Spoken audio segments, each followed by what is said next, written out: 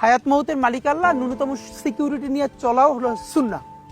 কিন্তু আমাদের লড়াইটা হলো, আমার মা স্বাভাবিকভাবেই কান্নাকাটি করেন, আমার পরিবার সবাই। তো আমি আমার মাকে বলেছি যে দেখো, মানে আমরা যে লড়াই নেমেছি, আমার একটা মনে হয় কি, কোনো রাজনীতিবিদের না বাসায় মৃত্যুটা হইতে পারে না, এটা কোনো ভালো মৃত্যু না। যিনি রাজনীতি করেন, যিনি লড়াই করেন, যিনি বিপ্লবী, যিনি সংগ্রামী, তার মৃত্যুটা হবে একটা সংগ্রামের মধ্য দিয়ে, একটা রাজপথে, একটা গ্লোরির মৃত্যু। আমি তো ভীষণ ভাবে প্রত্যাশা করি, আমি ছোটবেলা থেকে এই স্বপ্নটা দেখি, অনেক জায়গায় বলেছি, একটা তুমুল মিছিল হচ্ছে অন্যায়ের বিরুদ্ধে, সেই মিছিলের সামনে আমি আছি, কোনো একটা বুলেট এসে আমার বুকটা হয়তো বিদ্ধ করে দিয়েছে, এবং সেই মিছিলে আমি হাসতে হাসতে আমি শহীদ হয়ে গেছি।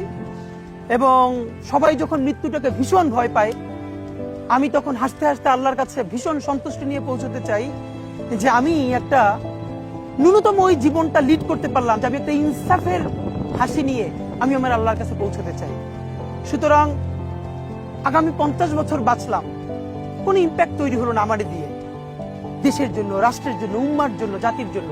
কিন্তু আমি ধরেন 5 বছর বাঁচলাম, সেটার মধ্য দিয়ে যদি আগামী 50 বছরের ইম্প্যাক্ট তৈরি হয়, তাহলে অনেকদিন বেঁচে থাকায় কি সাফল্যের বলেন?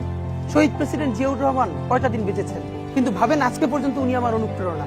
হাঁটতে হাঁটতে আমার পা ফুলে যায়, আমি, আমার টিম, সেদিনকে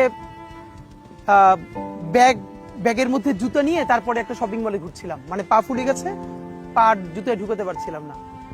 তো জিয়াউর রহমানের একটা ওনার গল্প মনে পড়ছিল, যিনি মাইলকে মাইল যখন হাঁটতেন, ওনার সাথে স্টাফদের পা ফুলে যেত, কিন্তু ওনার তো আর্মি ট্রেনিং আছে। তখন তাকে বলতো, স্যার আপনার তো আর্মি ট্রেনিং, আমরা তো আর পারি না। এই জন্য ওনাকে মানুষ রাখাল রাজা বলতো। তা আমরাও সারা বাংলাদেশের 56,000 বর্গ মাইলে হাঁটতে চাই, আমরা ইনসাফের চাষাবাদ করতে চাই, একটা স্বাধীন সার্বভৌমত্বের সততার বাংলাদেশ তৈরি করতে চাই। আল্লাহ যে কয়দিন হায়াতে রাখবেন, এই লড়াইটা করব।